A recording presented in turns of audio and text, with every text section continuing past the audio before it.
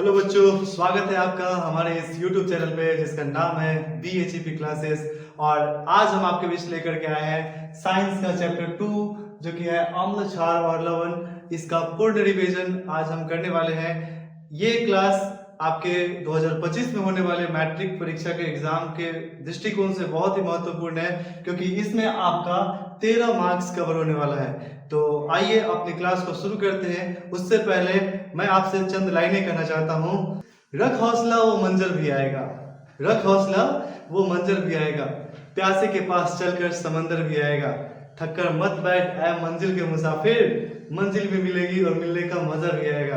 तो आप इतना मेहनत करें कि आपको जब मंजिल तक पहुंचे, मुकाम तक पहुंचे, यानी कि अगले साल जब रिजल्ट आए तो आपको वो मजा आए जिसका उम्मीद हम भी कर रहे हैं, आप भी कर रहे होंगे, लेकिन उसके लिए मेहनत जरूरी है। तो आइए अपने क्लास को शुरू करते हैं और इस मेहनत को कंटिन्यू करते हैं। ठीक है, सबसे पहले हम देखते हैं कि इस चैप्टर में हम करने क्या वाले हैं। हम अम्ल के बारे में पढ़ने वाले हैं, हम क्षारक के बारे में, लवण के बारे में, जो कि हमारा चैप्टर ही है। ठीक है, तो इन तीनों के बारे में तो जानेंगे ही जानेंगे। अब हम बात करते हैं सूचक के बारे में पढ़ेंगे, यानी कि इंडिकेटर होता है वो कैसा होता है, हम क्या चीज से नेचुरल, ये देख सकते हैं आप, प्राकृतिक सूचक, कृत्रिम सूचक, ये इन सब के बारे में भी जानने वाले हैं, हम किसका इस्तेमाल करते हैं। ठीक है, लिटमस टेस्ट भी देखेंगे हम लोग कि कैसे लिटमस का प्रयोग करते हैं। वहीं पे सार्वत्रिक सूचक के तौर पे भी हम लोग बहुत सारी चीजों का, लाइकेन वगैरह का इस्तेमाल करते हैं, उसके बारे में भी जानेंगे। ठीक है, पीएच, उसके बाद अम्ल का, क्षार का जो अभिक्रिया होता है उसको देखेंगे। अम्ल का, क्षार का किसके साथ कैसा अभिक्रिया होता है, तो देखिए धातु के साथ, धातु के कार्बोनेट और बाइकार्बोनेट के साथ। यहाँ अम्ल और क्षार की परस्पर जो अभिक्रियाएं होती है जिससे लवण और जल बनता है, उसके बारे में भी हम लोग जानेंगे। अम्ल का धातु के ऑक्साइड के साथ कैसा अभिक्रिया होता है, क्षारक का धातु के ऑक्साइड, अधातु के ऑक्साइड के साथ कैसा अभिक्रिया होता है, ये सब हम लोग देखेंगे, आज देखने वाले हैं एक ही शॉट में। यहाँ पे पानी में अम्ल और क्षारक कैसे काम करते हैं, क्या बनाते हैं, नहीं बनाते हैं, सो फिर पीएच स्केल पर उसका क्या महत्व है, पीएच स्केल होता है क्या है, पोटेंशियल ऑफ हाइड्रोजन की बात हम लोग करेंगे, या कि वो होता है क्या है, दैनिक जीवन में पीएच का क्या महत्व है, हमारे दैनिक जीवन में पीएच का कैसा उपयोग है, उसके बारे में भी जानेंगे।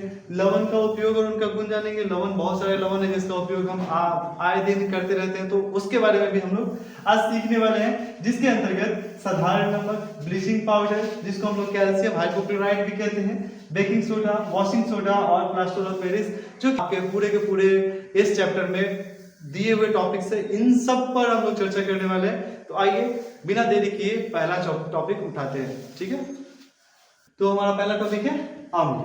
अम्ल क्या होता है, तो ऐसे पदार्थ जिनके जलीय विलयन हाइड्रोजन आयन क्या करते हैं, उत्पन्न करते हैं, उन्हें हम क्या कहते हैं, अम्ल कहते हैं। ऐसा पदार्थ जिनका जलीय विलयन क्या करता है, हाइड्रोजन आयन उत्पन्न करता है, उसे हम क्या कहते हैं, अम्ल कहते हैं। हाइड्रोजन आयन का कहने का अर्थ है क्या, कि जिसमें H+ आयन हमको देखने को मिलता है, जल के साथ अभिक्रिया करने के बाद जब H+ आयन बनता है तो उसे हम क्या कहते हैं, अम्ल कहते हैं। ये H+ आयन, H+ आयन से क्या होता है, हाइड्रोनियम आयन भी बनता है, H3O+ जो बनता है वो भी हम लोग देखेंगे कि कैसे बनते हैं। H3O+ जो बनता है ये हाइड्रोनियम आयन कहलाता है, इसके बारे में हम लोग जानेंगे। ठीक है, तो यहाँ पे इसका उदाहरण क्या है, आगे कौन कौन से अम्ल होते हैं, तो आपका सबसे फेमस अम्ल जो है HCl है। HCl यानी कि हाइड्रोक्लोरिक एसिड, क्या है,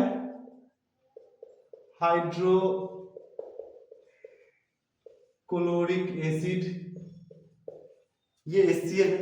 आपका दूसरा हो जाएगा सल्फ्यूरिक एसिड यानी कि H2SO4।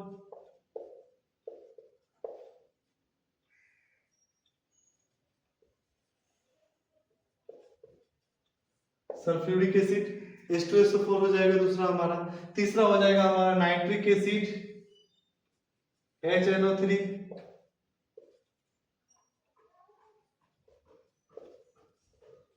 Nitric acid.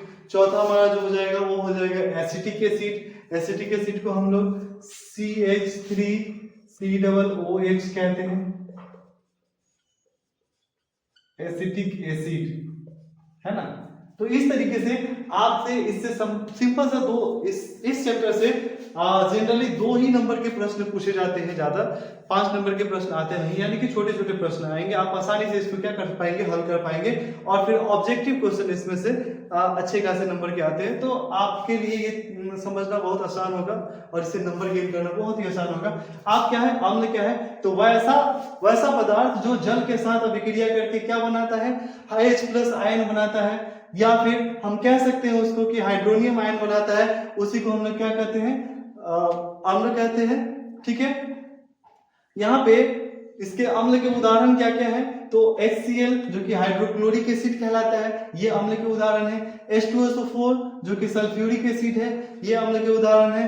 HNO3 जो कि नाइट्रिक एसिड है, ये अम्ल के उदाहरण है। CH3COOH एसिटिक एसिड जो कि ये क्या है, अम्ल के उदाहरण है। तो ये सारे के सारे अम्ल के उदाहरण हमको देखने को मिलते हैं। ठीक है, अब बात हम करते हैं कि आखिर अम्ल का प्राकृतिक स्रोत क्या है। तो प्राकृतिक स्रोत की बात करते हैं जैसे ही, तो कुछ लिखते हैं आपके लिए, बहुत ही ऑब्जेक्टिव प्रश्नों के लिए बहुत ही महत्वपूर्ण है, आप जरा सा ध्यान देंगे इस पे। ठीक है, तो जैसा कि आपको हम बताएं कि प्राकृतिक स्रोत में कौन कौन सी चीज आते हैं। पहला हम सिरका आपको बता चुके थे, सिरका में एसिटिक अम्ल पाया जाता है, यहाँ पे संतरा में साइट्रिक अम्ल पाया जाता है, और साइट्रिक अम्ल ही जो है वो नींबू में भी पाया जाता है। अगर बात करें इमली का, तो इमली में टार्टरिक अम्ल पाया जाता है। आप इसको याद रखेंगे, ये सारे के सारे ऑब्जेक्टिव के लिए बहुत ही महत्वपूर्ण है। ठीक है, तो इमली में कौन सा अम्ल पाया जाता है, टार्टरिक अम्ल पाया जाता है। टमाटर में ऑक्जेलिक अम्ल पाया जाता है, क्या, ऑक्जेलिक अम्ल। और बात करें दही का, तो दही में लैक्टिक अम्ल पाया जाता है, दूध में भी लैक्टिक अम्ल ही पाया जाता है। ठीक है, और यहाँ चींटी की बात करें, चींटी का, तो चींटी का जो डंक होता है, या फिर नेटल यानी कि आपका जो मधुमक्खी होता है, या फिर कोई भी गांव में बिरनी उड़नी जिसको कहते हैं आप, तो वो सब होता है, उसका डंक जो होता है वो जो काटती है, तो उससे क्या मेथनोइक अम्ल छोड़ती है। ठीक है ना, इसके कारण आपके शरीर में थोड़ा सा चकत्ता टाइप का होगा, खुजली होगा, है ना, मिथेनोइक अम्ल। ऐसे भी ये थोड़ा सा जहरीला होता है, थोड़ा सा, जो कि आपको बहुत हल्का मात्र होता है, जिसके कारण ये ज्यादा असर नहीं पड़ता है। ऐसे आप कार्बन वाले चैप्टर में पढ़े होंगे या फिर आगे पढ़ेंगे कि मिथेनॉल जो होता है वो जहरीला कैसे होता है, नहीं होता है, उसके बारे में हम लोग बात करेंगे। तो यहाँ पे मेथनोइक अम्ल है। ठीक है, तो ये सारे के सारे क्या है, हमारे प्राकृतिक स्रोत है। अब हमारा दूसरा टॉपिक है क्षारक, तो इसको पहले मिटाते हैं फिर क्षारक पढ़ते हैं। ठीक है, तो क्षारक क्या होता है, तो ऐसे पदार्थ जिनके जलीय विलयन में हाइड्रोक्साइड का आयन उत्पन्न होता हो, उसे क्या कहते हैं, क्षारक कहते हैं। ऐसे पदार्थ जिनका जलीय विलयन हाइड्रोक्साइड आयन प्रदान करता हो, उसे क्षारक कहते हैं। अब आप कहेंगे हाइड्रोक्साइड आयन क्या है, तो हाइड्रोक्साइड आयन जो होता है ये OH- होता है। ठीक है, आप देखे थे अम्ल में क्या था, H+ आयन प्रदान कर रहा था, इसलिए वो अम्ल हो रहा था, जलीय विलयन उसका। और यहाँ पे जलीय विलयन अगर OH- आयन प्रदान करेगा तो हमारा क्या हो जाएगा, क्षारक हो जाएगा। वैसे पदार्थ जो OH- आयन प्रदान करते हो उसे हम क्षारक कहते हैं, जो निम्नलिखित है। जैसे यहाँ पे देख सकते हैं सब में OH लगा हुआ है, ये सभी के सभी क्या है, क्षारक है। और ये sodium hydroxide, calcium hydroxide, ammonium hydroxide इसके क्या है, एक अच्छे उदाहरण है। अगर इसके स्रोत की बात करें तो प्राकृतिक स्रोत के तौर पे नीम के पत्तों का काढ़ा जो होता है ना, वो क्षारकीय प्रकृति का होता है। नीम का पत्ता का काढ़ा कभी पीना, बहुत कड़वा लगता है ना। क्षारक का स्वाद कैसा होता है, कड़वा होता है। अम्ल का स्वाद क्या था, तो अम्ल का स्वाद खट्टा था, हम मिस कर गए आपको बताना। लेकिन आप भी जानते हैं कि अम्ल क्या होता है, खट्टा लगता है। आप जितना नींबू, संतरा जो भी चीज देखे थे वो सब क्या होता है, स्वाद में खट्टा होता है। लेकिन यहाँ क्षारक की बात करते हैं तो क्षारक क्या होता है, स्वाद में कड़वा होता है। क्या होता है, कड़वा होता है। ठीक है, तो सोडियम बाइकार्बोनेट रसोई में जो उपयोग किया जाता है NaSCO3, इसका भी हम लोग क्या करते हैं, क्षारक के तौर पर इस्तेमाल करते हैं। ठीक है, अब तो आइए अब हम बात करते हैं लवण की। अम्ल क्षार हम लोग देखे, लेकिन अब बात करते हैं किसका, लवण का। ठीक है, लवण क्या होता है, तो देखिए अम्ल और क्षारक की अभिक्रिया से निर्मित जो पदार्थ होता है उसी को हम लोग क्या कहते हैं, लवण कहते हैं। मतलब अम्ल क्षार जो आपस में अभिक्रिया करते हैं उनसे जो बनने वाला पदार्थ होता है क्या कहलाता है, लवण कहलाता है। ठीक है, मतलब अम्ल प्लस क्षार ऐसे बनेगा क्या, लवण। तो यही क्या हो जाएगा, इन दोनों के मिलने से जो बनता है वही क्या होता है, हमारा लवण कहलाता है। ठीक है, इसके उदाहरण है साधारण नमक यानी कि NaCl, ठीक है। तो देखिए हमारे पास लवण के तौर पे यहाँ पे NaCl है, CaSO4 × 2H2O है, और हमारा NH4 का होल ट्वाइस इंटू SO4 है। तो ये सारा का सारा क्या है हमारा, ये हमारा लवण है। इसका नाम क्या है, तो पहले को हम क्या कहते हैं, साधारण नमक कहते हैं, साधारण नमक। इसका हम अगर साइंटिफिक नेम बात करें तो सोडियम क्लोराइड होता है। उसी तरीके से इसको हम क्या कहते हैं, जिप्सम कहते हैं, ठीक है। इसका हम बात करें तो ये होता है कैल्शियम सल्फेट, ठीक है। और तीसरा जो लास्ट है उसको हम लोग कहते हैं अमोनियम सल्फेट, अमोनियम सल्फेट। ये सारा का सारा क्या है, हमारा लवण का उदाहरण है, ठीक है। तो अब हम लोग अपना अगला टॉपिक शुरू करते हैं, वो है क्या है यहाँ पे, सूचक। तो सूचक क्या होते हैं इसके बारे में हम लोग जानते हैं, ठीक है। इसको मिटाते हैं पहले, चलिए। तो अगला टॉपिक है हमारा क्या, सूचक। सूचक को हम लोग इंग्लिश में कहेंगे इंडिकेटर, ठीक है, कि इंडिकेट करता है क्या चीज का। अब हम जाहिर सी बात है कि जो चैप्टर है हमारा वो अम्ल, क्षार और लवण है, तो इसमें हम सूचक का प्रयोग क्या करेंगे, यह जानने के लिए करेंगे कि कौन सा जो हमारा विलयन है या फिर पदार्थ है वो अम्लीय है, कौन सा क्षारकीय है, या फिर कौन सा लवण की तरह बिहेव करता है। तो इसके लिए हम लोग क्या करते हैं, सूचक का इस्तेमाल करते हैं। सूचक क्या होता है, सूचक मुख्यतः 3 प्रकार के होते हैं। कौन कौन, एक होता है हमारा प्राकृतिक सूचक, दूसरा होता है हमारा कृत्रिम सूचक, और तीसरा होता है हमारा सार्वत्रिक।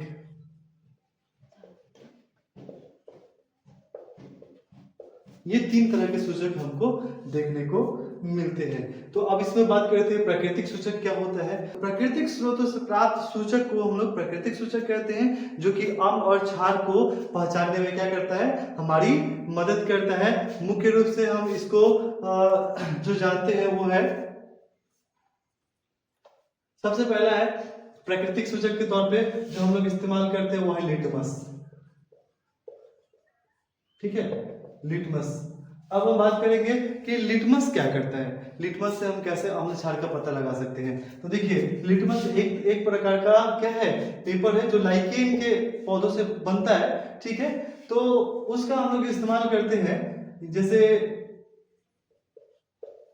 अम्ल नीले लिटमस को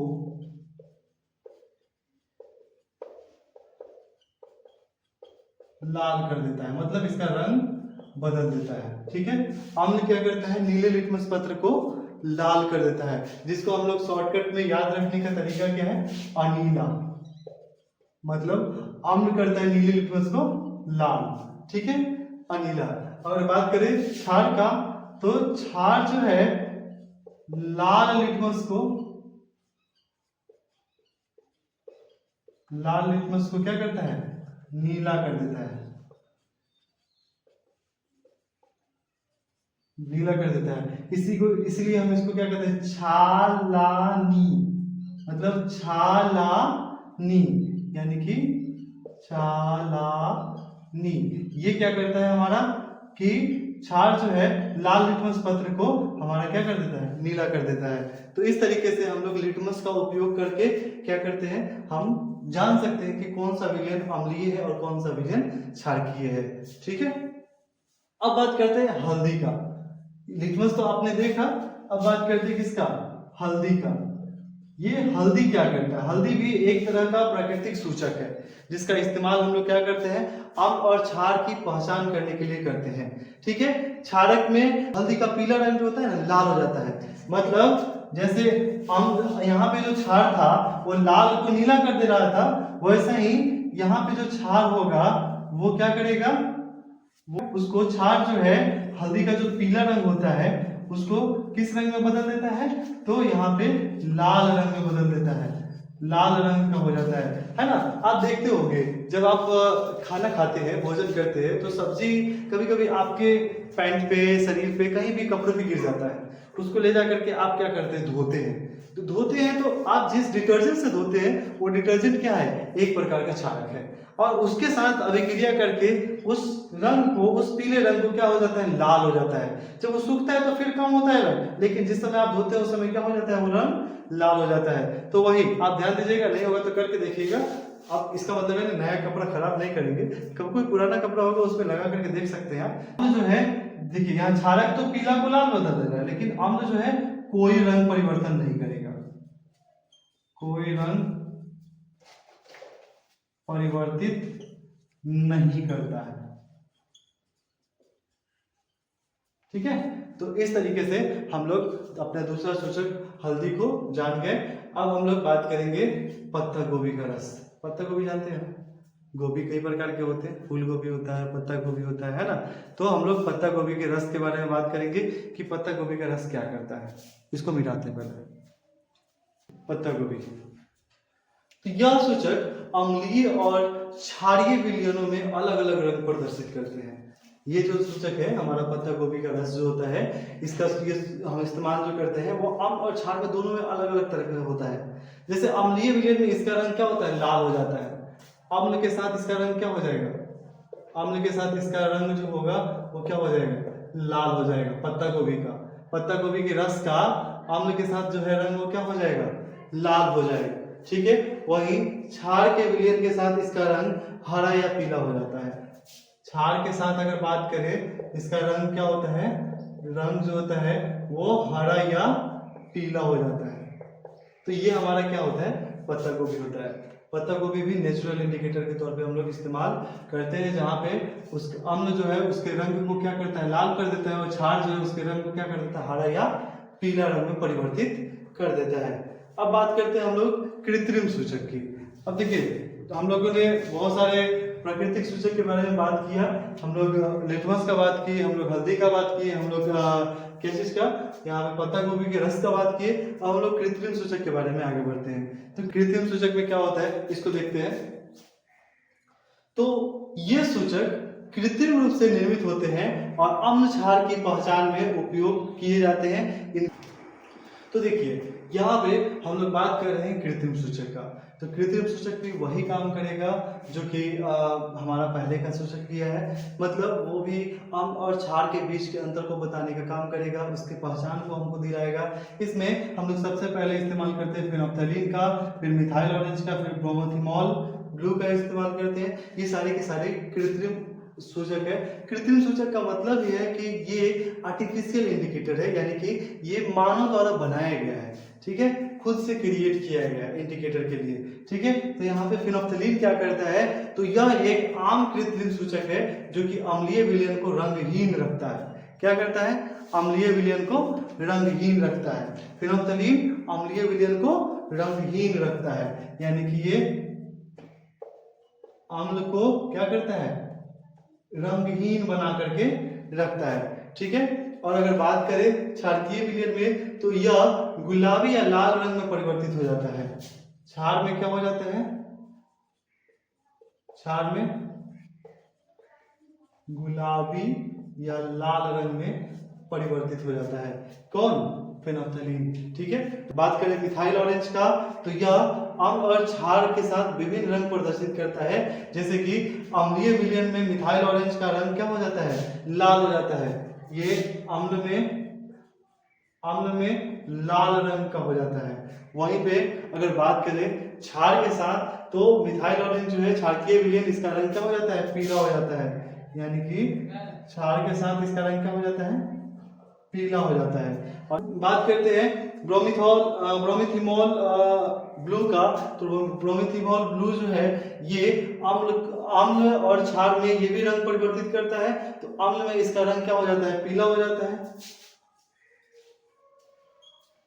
अम्ल में इसका रंग क्या हो जाता है, पीला हो जाता है। वहीं पे अगर बात करें क्षार में, तो क्षार में इसका रंग जो होता है ब्रोमीथिमॉल का, वो इसका रंग नीला हो जाता है। क्या हो जाता है, नीला हो जाता है। तो इस तरीके से आप क्या कर सकते हैं, कृत्रिम सूचक को जान सकते हैं। कृत्रिम सूचक में फिनोप्थलीन आता है। फिनोप्थलीन जो है अम्ल को रंगहीन और क्षार को क्षार में क्या हो जाता है, गुलाबी या लाल रंग का हो जाता है। मिथाइल ऑरेंज की बात करें तो यह अम्ल में लाल और क्षार में क्या होता है, पीला रंग का हो जाता है। और बात करें ब्रोमीथिमॉल का, तो ये हो जाता है अम्ल में पीला और क्षार में नीला रंग का हो जाता है।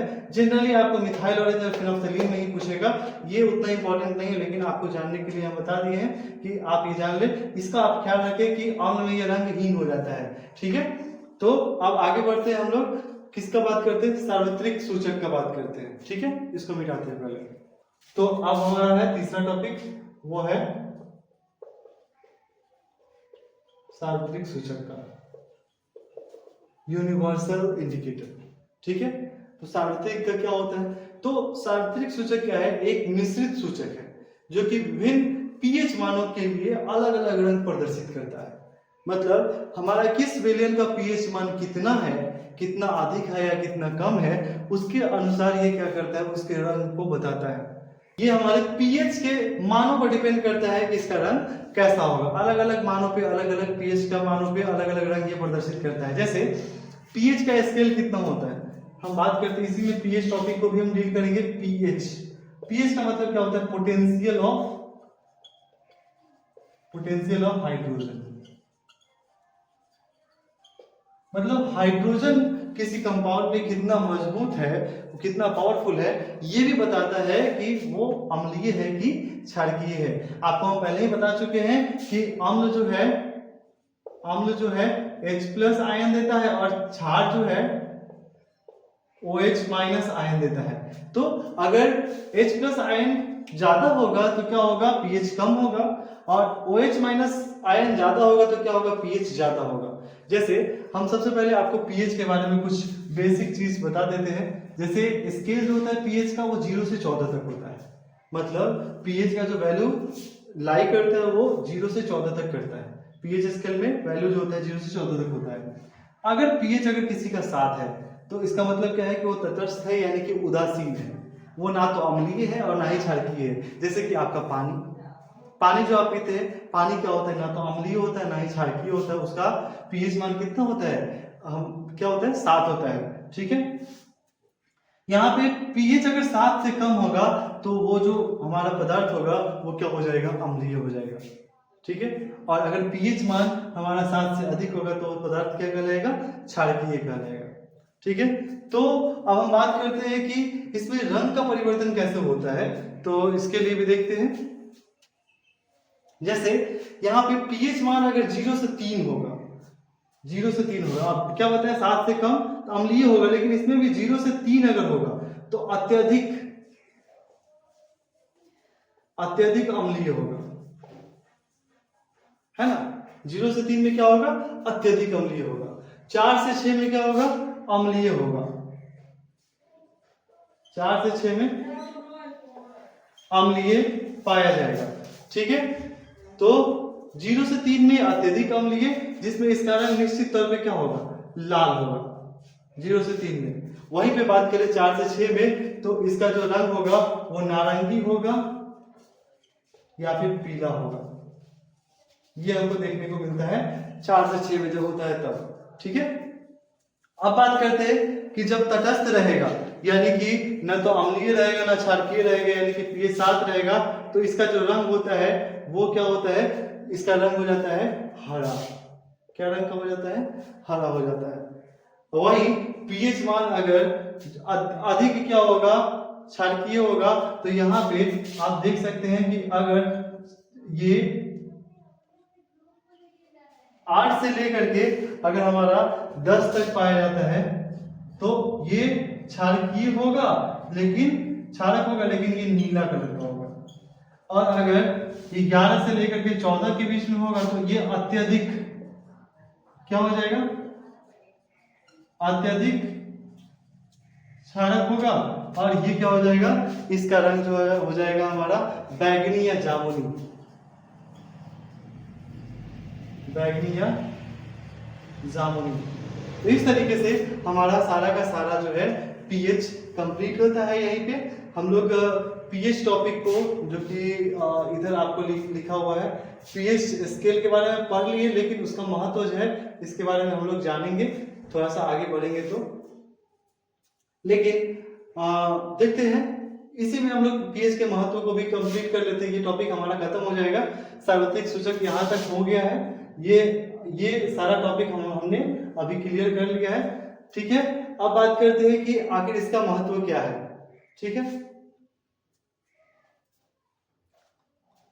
तो पीएच स्केल में जो होता है, स्केल जो होता है हम पहले ही बता चुके हैं कि ये 0 से 14 के बीच में हमारा लाई करता है, जिसमें 7 होता है तो तटस्थ होता है, 7 से कम होता है तो अम्लीय होता है, 7 से अधिक होता है तो क्षारकीय होता है, जिसमें अगर यहाँ पे हम बताएं आपको 0 से 3 होगा तो अत्यधिक अम्लीय, अगर 11 से 14 होगा तो अत्यधिक क्षारकीय, 4 से 6 होगा तो सीधे अम्लीय होगा, और 8 से 10 होगा तो सीधे क्षारकीय होगा। हम लोग इसके बारे में बात पहले ही कर चुके हैं। और अगर 7 होगा तो वो तटस्थ होगा, यानी कि उदासीन होगा, उसका न तो अम्लीय होगा ना ही क्षारकीय होगा। अगर हम बात करके इसका महत्व क्या है, तो पौधों और पशुओं की पीएच संवेदनशीलता जो है वो बहुत महत्वपूर्ण होती है। जैसे उचित पीएच जो है पौधों और पशु के विकास में आवश्यक होते हैं, तो उसके शरीर का विकास जो है प्रॉपर तरीके से तभी हो पाता है जब उसका पीएच नियंत्रित रहता है। जैसे आपको पता है हमारे ब्लड का जो पीएच होता है 7.4 होता है ना, तो ब्लड का पीएच क्या है हमारा 7.4 है। अगर ये इसका पीएच मान कम हो जाए या फिर ज्यादा हो जाए तो क्या हो जाएगा, ब्लड से संबंधित हमारे शरीर में शिकायत हो जाएगी, बीमारियां हो जाएंगी, है ना, तो उसको लेकर के हमारा शरीर नहीं झेल पाएगा और हमारा ग्रोथ क्या हो जाएगा, डिस्टर्ब हो जाएगा, रुक जाएगा। तो इसलिए यहाँ पे सबसे पहला महत्व यही है पीएच का, कि अगर पीएच संवेदनशील किसमें ज्यादा होता है, तो पशु और पौधों में होता है, जिसका इस्तेमाल पशु और पौधे क्या करते हैं, अपनी वृद्धि के लिए करते हैं। बात करें उनके पाचन तंत्र में, चाहे हमारे पाचन तंत्र में, तो अम्लीय पीएच जो होता है भोजन को पचाने में आवश्यक होता है। ठीक है, अम्लीय पीएच भोजन को पचाने में आवश्यक होता है। हमारा जो लीवर होता है वो क्या होता है, अम्ल स्रावित करता है, ताकि हमारा भोजन आसानी से पच पाए। क्योंकि जनरली हम लोग भोजन के तौर पे अम्ल को नहीं, क्षारक के तौर पे ज्यादा लेते हैं और ग्रहण करते हैं। बात करें अगर दांतों के क्षय का, तो देखिए पीएच के कारण ही हमारे दांतों का क्षय भी होता है। ज्यादा अम्लीय अगर हमारा दांत हो जाएगा और तब क्या हो जाएगा, दांत टूटने लगते हैं, झड़ने लगते हैं, दंत क्षय इसी को कहते हैं। जैसे कि आप कोई खट्टा चीज खा लो, जैसे मान लो कि आपके पास खट्टा चीज जनरली होता क्या है, आम के सीजन में आप लोग कच्चा आम चबाते हैं, है ना, जिसको आप लोग टिकोला कहते हैं गाँव में, है ना, तो वो खाते हैं। या फिर आप इमली कभी खा करके देखो, खट्टा चीज खाने के बाद, या फिर अचार ही खा लो, खाने के बाद कोई कड़ा चीज खा करके देखो। कड़ा यानी कि कोई जैसे गांव देहात में क्या होता है ना कि हम लोग मकई का भूजा, गेहूं का, ये क्या बोलते हैं, चना का या फिर मटर का भूजा खाते हैं। तो खट्टा चीज खाने के जस्ट बाद आप ये किसी भी प्रकार का भूजा वगैरह जो है खा करके देखो, उसके बाद आपको क्या पता चलेगा कि दांत इतना जोर से दर्द करेगा, लगेगा कि टूट गया, उस तरीके से आपके दांत में दम ही नहीं मिलेगा। तो ये क्या होता है कि जब हमारे दांतों के ऊपर अम्ल का एक परत चढ़ जाता है तो क्या करता है, हमारे दंत क्षय का वही कारण बनता है। ठीक है, तो अम्ल दंत क्षय कब होता है, जब हमारे दांतों का पीएच जो होता है वो 5.5 से कम हो जाता है, तो वही दंत क्षय का कारण बनता है। ठीक है, चाहे हम ठंडा चीज खाएं चाहे खट्टा चीज खाएं, इससे दोनों से हमारा दांत क्या होता है, प्रभावित होता है। अगर बात करें कि पौधों में रासायनिक सुरक्षा की, तो पौधों और जानवरों में अपने बचाव के लिए रासायनिक यौगिकों का स्राव करते हैं, वो भी क्या होता है, हमारा पीएच के अनुसार ही होता है। ठीक है, अब हम लोगों का नया टॉपिक है, यहाँ पे क्या है, अम्ल और क्षार का अभिक्रिया। तो अम्ल और क्षारकों का रासायनिक अभिक्रिया क्या क्या होता है, जैसे कि सबसे पहले देखते हैं कि धातु के साथ, पहला हमारा टॉपिक क्या है, धातु के साथ। ठीक है, तो अम्ल और क्षार धातु के साथ मिलकर के कैसा अभिक्रिया करते हैं उसको हम लोग समझते हैं। तो यहाँ पे हम लिखते हैं, फिर आप देखिएगा, अम्ल के साथ अगर धातु को रखेंगे और क्षार के साथ अगर हम धातु को रखेंगे, दोनों के साथ अगर धातु को रखेंगे तो क्या होता है। तो अम्ल के साथ जैसे ही धातु को हम लोग रखते हैं तो लवण और हाइड्रोजन गैस निकलता है, क्या बनता है, लवण प्लस हाइड्रोजन गैस जो है वो रिलीज होगा।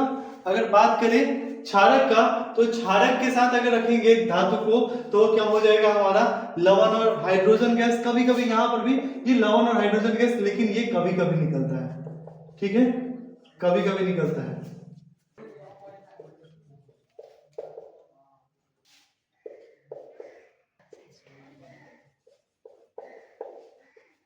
यहाँ पे देख सकते हैं, ठीक है। तो अम्ल के साथ धातु यहाँ पे रखा हुआ है, यहाँ पे HCl क्या है, प्रबल अम्ल होता है, यहाँ पे धातु को रखा हुआ है, तो ये क्या कर रहा है, धातु के साथ ये मिल करके क्या हो रहा है, ZnCl2 यानी कि जिंक क्लोराइड बना रहा है, जिंक क्लोराइड बना रहा है और साथ ही हाइड्रोजन गैस दे रहा है। और ये जिंक क्लोराइड क्या है, लवण नेचर का होता है ना। तो हम देख सकते हैं क्या कि अम्ल के साथ धातु को रखने पे वो लवण और हाइड्रोजन गैस उत्पन्न करता है। वही दूसरी बात करें NaOH का, NaOH आप जानते हैं, क्षारक के उदाहरण में आपको हम बताए हैं NaOH का। और इसको हम क्या करेंगे, इसको अगर हम जिंक के साथ रख देंगे, जिंक के साथ रखेंगे तो हमारा क्या बनेगा, Na2ZnO2 प्लस हमारा क्या होगा, हाइड्रोजन गैस रिलीज करेगा यानी कि निकलेगा, ठीक है। तो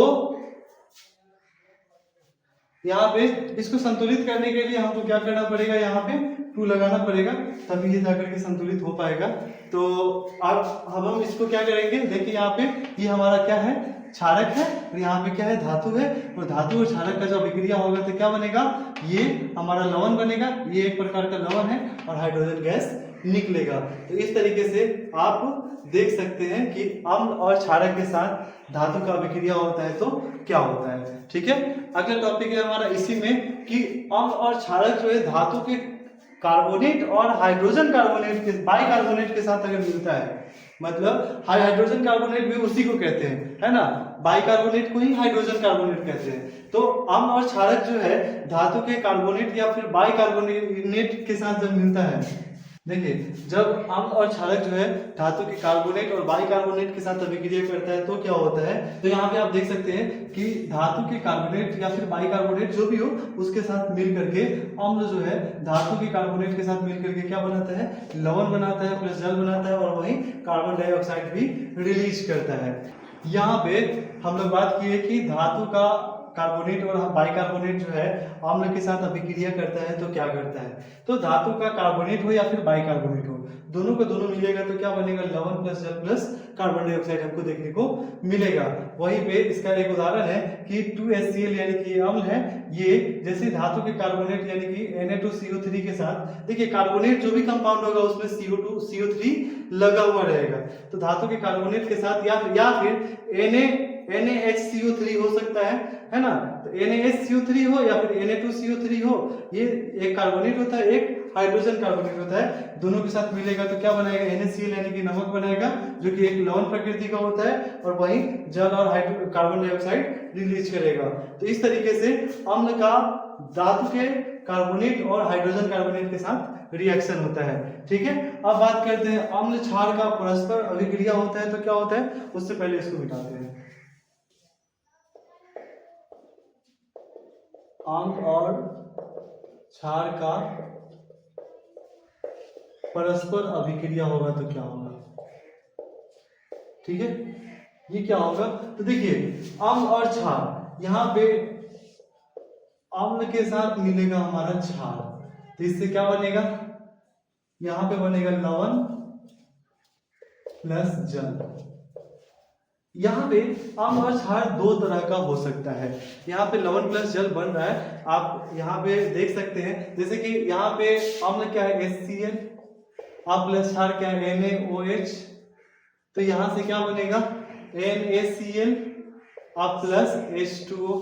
देख रहे हैं यहाँ पे क्या कर रहा है कि अम्ल और क्षार दोनों जब मिल रहा है तो क्या बन रहा है, लवण और जल बना रहा है। यहाँ पे ध्यान रखना है कि आपको एक कंडीशन आता है कि प्रबल अम्ल और प्रबल क्षारक, यानी कि जिसका pH अम्ल में 0 से 3 के बीच में और क्षारक में 11 से 14 के बीच में हो, वो प्रबल अम्ल और प्रबल क्षारक मिलता है तभी लवण प्लस जल बनता है, ठीक है। और अगर इसमें से कोई भी दुर्बल होगा, ये क्या होगा, ये जो लवण होगा हमारा उदासीन होगा, मतलब इसका pH मान कितना होगा, 7 के बराबर होगा। लेकिन वहीं पे अगर प्रबल अम्ल और इसके साथ दुर्बल क्षारक होगा तो भी यहाँ पे लवण और जल बनेगा, लेकिन ये जो लवण होगा वो हमारा क्या होगा, अम्लीय प्रकृति का होगा, जाहिर सी बात है कि जो प्रबल होगा वो अपना प्रॉपर्टीज क्या करेगा, रखेगा। वहीं पे बात करें अगर कि दुर्बल अम्ल प्लस प्रबल क्षारक, अगर ये दोनों होगा तो भी क्या बनेगा, लवण ही बनेगा और जल ही बनेगा। लेकिन ये जो अम्ल होगा वो क्या होगा, क्षारकीय प्रकृति का होगा, क्षारकीय प्रकृति का होगा। तो इस तरीके से हमारा अम्ल और लवण के साथ, जो अम्ल और क्षार के साथ जो अभिक्रिया होता है उससे क्या होता है, हमारा लवण और जल बनता है। ये आपको ध्यान में रखना है, ठीक है। अब बात करते हैं कि दो अभिक्रिया और बचा हुआ है। यहाँ पे आप देख सकते हैं हमारा ये खत्म हो गया, ये सब हो गया। यहाँ पे अम्ल और क्षार का परस्पर अभिक्रिया ये भी हो गया। देखिए, अम्ल का धातु के ऑक्साइड के साथ अभिक्रिया और क्षारक का अधातु के ऑक्साइड के साथ अभिक्रिया, ये हमको देखने को मिलता है। तो हम इस टॉपिक को लिखते हैं, अम्ल प्लस धातु का ऑक्साइड और क्षार प्लस अधातु का ऑक्साइड, इसके साथ क्या बनता है वो हम लोग देखते हैं अब, ठीक है। तो देखिए, अम्ल का धातु के साथ ऑक्साइड का जब अभिक्रिया होगा, धातु के ऑक्साइड के साथ अभिक्रिया होगा, तो यहाँ पे लवण और जल ही बनेगा। क्या बनेगा, लवण और जल बनेगा। वहीं क्षार के अधातु और ऑक्साइड के साथ अभिक्रिया होगा तो यहाँ पे क्या होगा, लवण और जल ही बनेगा। दोनों कंडीशन में लवण और जल ही हमको देखने को, लवण प्लस जल, और यहाँ पर भी लवण प्लस जल देखने को हमको क्या होगा, मिलेगा। एक उदाहरण आपको हम बताते हैं, उदाहरण आप देख सकते हैं।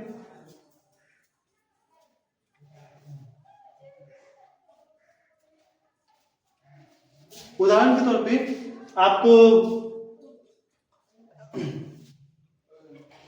यहां पे HCl आप प्लस क्या करते हैं, यहाँ पे CuO ले लेते हैं, CuO ले लेते हैं।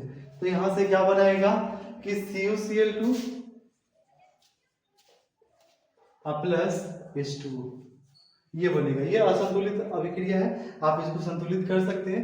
वही क्षार की बात करें तो NaOH प्लस CO2, ये क्या है, देखिए ये क्या है, अधातु है। सी कार्बन क्या है, एक अधातु है और इसका ऑक्साइड है, इसलिए अधातु का ऑक्साइड। तो CO2 के साथ जब मिलेगा तो क्या बनाएगा, Na2CO3 प्लस H2O, यानी कि सोडियम कार्बोनेट बनेगा। क्या बनेगा, सोडियम बाइकार्बोनेट बनेगा, ठीक है। यहाँ पे लवण के तौर पे, यहाँ पे कॉपर क्लोराइड बनेगा लवण के तौर पे, और साथ में जल तो देगा ही देगा। यानी कि अम्ल का धातु के ऑक्साइड या फिर अधातु के ऑक्साइड का क्षार के साथ जो अभिक्रिया होता है वो हमेशा लवण और जल बना करके देता है, ठीक है। तो इस प्रकार से हमारा ये जितना भी धातु और अधातु के साथ अभिक्रिया था वो सारा का सारा खत्म होता है। अब हम बात करते हैं कि पानी में अम्ल और क्षारक का क्या होता है। तो हमने आपको पहले भी बताया है जब हम चैप्टर का शुरुआत कर रहे थे कि पानी के साथ जब अम्ल को डालते हैं तो वो H+ आयन देता है। पानी के साथ जब अम्ल को डालते हैं तो वो H+ आयन देता है। वहीं हम पानी के साथ क्षार को डालते हैं तो वो OH- आयन प्रदान करता है, ठीक है। इससे ज्यादा कुछ होता नहीं है। अम्ल और क्षार में पानी का यही होता है। पीएच स्केल के बारे में हम लोग समझ ही चुके हैं। दैनिक जीवन में पीएच का भी महत्व हमारा क्या है, ये भी हम लोग अपना टॉपिक क्लियर कर चुके हैं। ये सारा कुछ हम लोग क्लियर कर चुके हैं। अब बात करते हैं कि लवणों का उपयोग और उसके गुण। तो ये बहुत ही महत्वपूर्ण है कि लवणों का उपयोग हम लोग कहाँ कहाँ करते हैं और कौन कौन से लवण का करते हैं। तो देखिए, हम लोग एक एक कर सबके बारे में बात करते हैं। साधारण नमक, साधारण नमक क्या है, तो इसका जो फॉर्मूला होता है वो होता है NaCl। क्या होता है, NaCl। इसका उपयोग हम लोग क्या करते हैं, खाने के नमक के तौर पे करते हैं, भोजन को स्वादिष्ट बनाने के लिए करते हैं, हम लोग अपने खाद्य के संरक्षण के लिए यानी कि खाना को बचाने के लिए करते हैं, नमक का उपयोग करते हैं। और सोडियम धातु के उत्पादन के लिए भी हम लोग करते हैं। हमारे शरीर में सोडियम की अगर कमी होती है ना, तो हम लोग क्या करते हैं, नमक का इस्तेमाल करते हैं। अब यहाँ पे देखिए आखिर इसका फॉर्मेशन कैसे होता है। तो यहाँ पे हम लोग HCl प्लस NaOH, हम पहले भी बता चुके हैं, प्रबल और अम्ल और प्रबल क्षारक जब हम मिलाते हैं तो क्या बनता है हमारा NaCl बनता है प्लस H2O गैस सॉरी पानी निकलता है। तो यहाँ पे देख सकते हैं यहाँ पे NaCl बन रहा है। तो इसको बनाने के लिए हम लोग प्रबल अम्ल और प्रबल क्षारक का इस्तेमाल करते हैं। एक बात कहना आपको हम भूल गए थे कि यहाँ पे जो हमारा HCl था प्लस HNO3 था ये।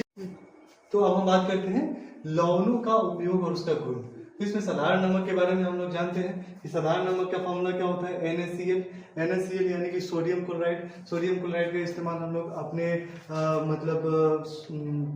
अपने शरीर में सोडियम की कमी को पूर्ति करने के लिए करते हैं या फिर साधारण नमक के तौर पे करते हैं। आखिर ये बनता कैसे है।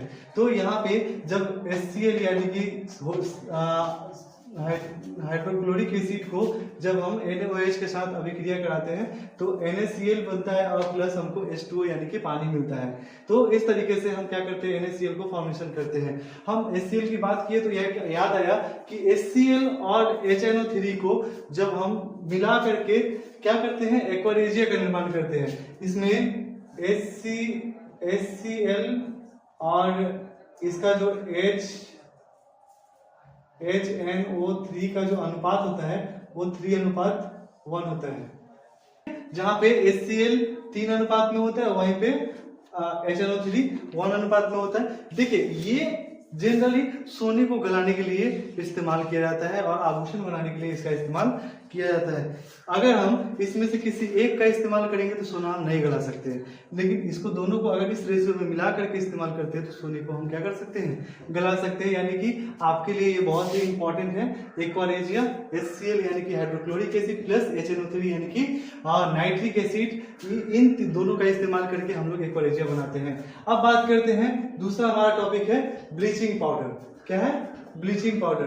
तो ब्लीचिंग पाउडर को हम लोग कैल्शियम हाइपोक्लोराइड भी कहते हैं और इसी ब्लीचिंग पाउडर का इस्तेमाल हम लोग क्या करते हैं कोई भी चीज धोने के लिए हम लोग क्या करते हैं इस्तेमाल करते हैं। जैसे आपको इस ब्लीचिंग पाउडर का इस्तेमाल अपने आसपास में जो गंदगी फैला होता है, हम लोग नाला वगैरह जो होता है या फिर कल के पास जो होता है पानी से जो लगा हुआ रहता है, काई वगैरह लगा रहता है, तो उसको साफ करने के लिए भी हम लोग क्या करते हैं वो जो व्हाइट पाउडर का जो छिड़काव करते हैं इस्तेमाल करते हैं वो हमारा क्या होता है HCl होता है। ठीक सॉरी ये हमारा ब्लीचिंग पाउडर होता है। ब्लीचिंग पाउडर का इस्तेमाल कीटनाशक के तौर पे भी करते हैं, जल के शुद्धिकरण के लिए भी करते हैं और इसका इस्तेमाल हम अपने आसपास में साफ सफाई के लिए करते हैं। तो ये हमारा हो गया क्या ब्लीचिंग पाउडर। अब बात करते हैं बेकिंग सोडा का। तो बेकिंग सोडा नाम से ही पता है कि ये बेक करने के लिए यानी कि कुछ पकाने के लिए हम इसका इस्तेमाल करते हैं। ठीक है, जैसे कि आप पाउडर टी देख सकते हैं जो कि बनता है कोई भी हलवाई द्वारा बनाया गया जो सामान होता है, जैसे स्पंज हो गया या फिर ये उसमें जो सोडा इस्तेमाल किया जाता है, तो जो मिठाइयाँ जो बनती है उसमें सोडा जो इस्तेमाल किया जाता है वही हमारा क्या होता है बेकिंग सोडा होता है। और उस बेकिंग सोडा का इस्तेमाल हम मिठाइयों को क्या करते हैं फुलाने के लिए करते हैं। इसी बेकिंग सोडा का एक और इस्तेमाल है, जैसे कि हम लोग अपने अग्निशामक जो होता है जो कि जिसको हम लोग दमकल कहते हैं गांव की भाषा में, वो जब जाता है अपना पानी का टैंक लेकर के और आग लगा हुआ रहता है तो दूर खड़े मतलब बिल्डिंग के नजदीक जा करके तो आग को बुझा नहीं सकते वहां पे। तो क्या होता है पाइप के थ्रू हम क्या करते हैं उसमें बेकिंग सोडा को मिलाते हैं और जब पानी को बौछार करते हैं तो क्या होता है पानी दूर एकदम सीधा स्ट्रेट में भागता है, वो इधर उधर नीचे बहुत जल्दी डाउन नहीं होता है। मतलब इसमें क्या होता है कि आप देख सकते हैं यहाँ जो बेकिंग सोडा है इसका फॉर्मूला है NaCO3 यानी कि सोडियम हाइड्रोजन कार्बोनेट। ये NaCl H2O CO2 NH3 यानी कि यहाँ पे सोडियम क्लोराइड, पानी, कार्बन डाइऑक्साइड और यहाँ पे अमोनिया को इन सब को मिला करके तब बनता है क्या NH4Cl और प्लस NaHCO3 यानी कि बेकिंग सोडा। तो इसमें क्या होता है, जैसे कि आप देखते होंगे कि कार्बन डाइऑक्साइड का मात्रा आपके कोल्ड ड्रिंक में भी होता है। तो कोल्ड ड्रिंक में आप क्या करते हैं, जब उसको लेकर के बहुत ज्यादा प्रेशर उसमें बनाते हैं, ठंडा होता है, उसको जब बहुत मूव करते हैं, हिलाते हैं, तो उससे क्या होता है कि तब जब उसका ढक्कन अचानक से खोलते हैं तो देखते हो बहुत जोर से फवारा उड़ता है, किस चीज का, कोल्ड ड्रिंक का। तो उसी तरीके से हम लोग दमकल में भी इसका इस्तेमाल करते हैं, पानी जोर से उड़ाते हैं ताकि हम जहाँ पे आग लगी हो वहां पे पानी आसानी से पहुंचाया जा सके। ठीक है, अब बात करते हैं, इसका फॉर्मूला आप जरूर याद रखेंगे, ये फॉर्मूला आपको ऑब्जेक्टिव में पूछा जा सकता है। ठीक है, वॉशिंग सोडा की बात करें तो वॉशिंग सोडा को हम लोग धोवन सोडा भी कहते हैं, यानी कि धोने का सोडा भी कहते हैं। इसका फॉर्मूला होता है Na2CO3 यानी कि सोडियम बाइकार्बोनेट होता है। मतलब यहाँ पे सोडियम का 2 अणु है और कार्बोनेट CO3 कार्बोनेट होता है। जनरली आप याद रखेंगे कि CO3 जिसमें भी लगा होता है वो कार्बोनेट कंपाउंड होता है। ठीक है ना, तो सोडियम बाइकार्बोनेट का इस्तेमाल हम लोग क्या करते हैं, वॉशिंग सोडा यानी कि धोने के सोडा का इस्तेमाल करते हैं। आखिर इसको बनाते कैसे हैं, तो Na2CO3 के साथ अगर हम 10H2O को लेकर के ऐड करते हैं, यानी कि पानी में जैसे ही हम मिलाते हैं तो क्या होता है, Na2CO3 × 10H2O बन जाता है। और इसका उपयोग जो है हम क्या करते हैं, जैसे आप डिटर्जेंट के तौर पे इसका इस्तेमाल करते हैं, है ना, जो भी आप कपड़े धोने के लिए जो सर्फ वगैरह का इस्तेमाल करते हैं वो कहीं ना कहीं यही वॉशिंग सोडा होता है जिसका इस्तेमाल हम लोग करते हैं। तो इस तरीके से वॉशिंग सोडा हम लोग पढ़ लिए। अब हम बात करते हैं लास्ट अपना प्लास्टर ऑफ पेरिस की। तो प्लास्टर ऑफ पेरिस का फॉर्मूला होता है CaSO4 × ½ CaSO4 यानी कि कैल्शियम सल्फेट के साथ ½ H2O यानी कि आधा अणु पानी का जुड़ा हुआ रहता है, तो उसको हम लोग क्या कहते हैं, प्लास्टर ऑफ पेरिस कहते हैं। ठीक है ना, ये देखते होंगे जब हमारी हड्डियां टूट फूट हो जाती है तब हम लोग क्या करते हैं, प्लास्टर ऑफ पेरिस का निर्माण करते हैं। ठीक है, यहाँ पे इसका उपयोग क्या है, तो CaSO4 × ½ में जब 1.5 H2O पानी मिलाते हैं तो ये क्या बन जाता है, जिप्सम बन जाता है। और जिप्सम बनने के बाद देखते होंगे कि जब हाथ वगैरह टूटता है तो एक पाउडर होता है प्लास्टर ऑफ पेरिस का, इसमें ½ अणु होता है पानी का, उसमें पानी मिक्स करके उसको गीला लेई की तरह बना करके और यहाँ पे जो प्लास्टर किया जाता है उसमें चिपकाया जाता है। कुछ समय के बाद जब उसमें का पानी सूख जाता है तो वो पुनः क्या बन जाता है, हमारा प्लास्टर ऑफ पेरिस बन जाता है। और इसी के कारण उसका नाम क्या रखा गया है, प्लास्टर रखा गया है। तो इस तरीके से आज का हमारा ये पूरा का पूरा क्लास अम्ल, क्षार और लवण पर आधारित खत्म होता है, जो कि आपके परीक्षा के दृष्टिकोण से बहुत ही महत्वपूर्ण है। आपसे अंत में बस एक यही रिक्वेस्ट है कि अगर आपको हमारा वीडियो पसंद आया हो, इन्फॉर्मेटिव लगा हो, हमारी मेहनत पसंद आई हो, तो प्लीज़ हमारे चैनल को लाइक, शेयर और सब्सक्राइब जरूर करें, इसके लिए ताकि हम आपके सामने आगे भी इसी प्रकार का वीडियो लाते रहे और आपके एग्ज़ाम की तैयारी पूर्ण हो सके। ठीक है, तो इसी के साथ आप सबको प्यार के लिए आपका धन्यवाद। जय हिंद, थैंक यू।